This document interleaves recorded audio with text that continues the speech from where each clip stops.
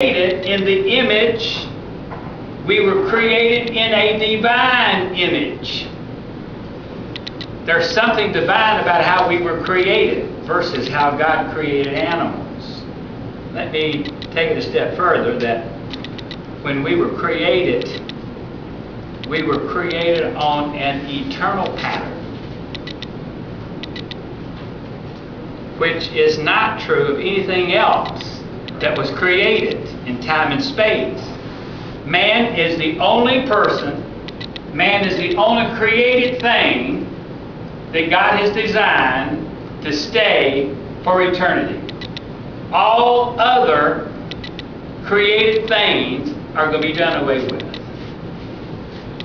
The only divine pattern was after mankind divine after God.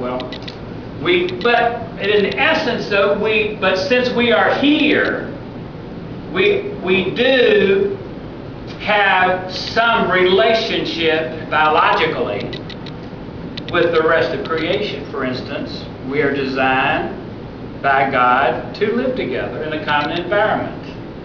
In other words, God just didn't place the sun here for our sake of placing it here. God didn't place light just because He wanted to see if He could create light. God didn't create the moon just to see if He could create the moon.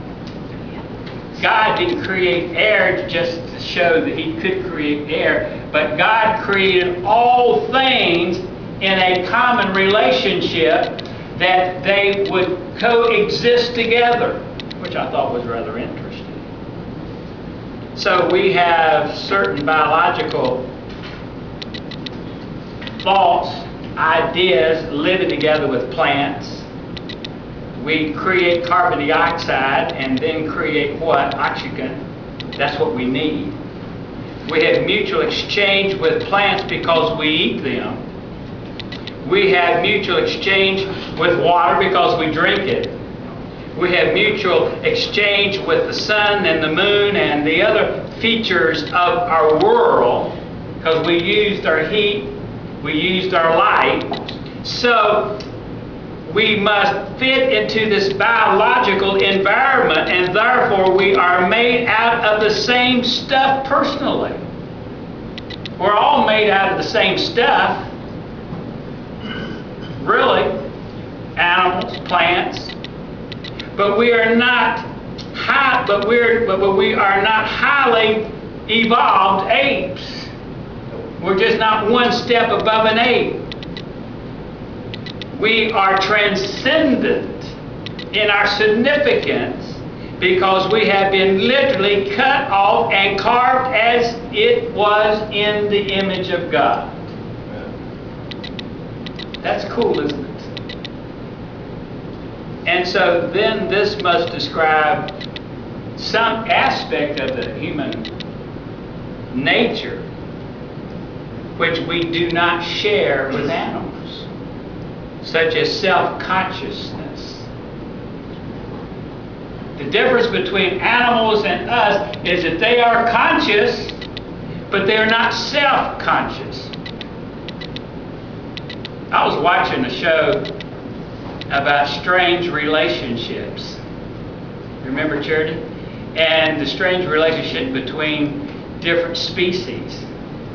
And one was the elephant who developed a relationship with a dog. And the question was asked, the elephant did not know the dog was a dog. And the dog did not know that the elephant was an elephant. He didn't look up at the elephant and say, "You're not a dog."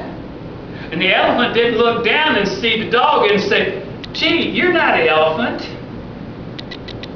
And so scientists have indicated that animals do not know each other as being an elephant or a dog, from what I understand. Well, that's interesting. Animals are conscious, but they are not self-conscious. That is, that they're conscious, in other words, that they react to their environment, but they don't know they are reacting to their environment, such as reason, or the ability to think abstractly. which animals cannot do. And that's been proven repeatedly. Such an animal cannot appreciate beauty. And those kind of things. Alana said she came back from vacation and she says, I was surprised how quick her animals forgot who she was. And she says, I was surprised how long it took her indoor cats to recognize that she was back. They didn't reason why they were gone, as some of us would like to think. They miss us, they miss us, they miss us, they miss us. Oh, they miss us. They just whine, they miss us, they miss us. Maybe they do, I don't know. Maybe they miss you more than your husband does. I'm not sure. I'm not sure. And here, so in other words, they really technically don't feel emotion, such as being morally sensitive. In other words, they don't bite you and say, oh, I am so sorry. You know, they don't really feel emotionally sad that they just bit your hand off. Here's what we always say about these animals. If they're wild, they're going to stay wild. At some point in time, they may react wild. And just so when they whack you, your head off or your arm off, they just think that's just normal reaction to their behavior. They don't say, you know, I really shouldn't hurt you. They don't think or reason out. They're not aware of morality. They're not morality conscious, from what I understand. And here it is above everything else. You're agreeing with me, right, Mary? Okay. Above all the images of God, here is the difference. If you don't agree with what I've just said, one thing you will agree is this: animals cannot or have the ability to personally relate to someone else, especially to God Himself.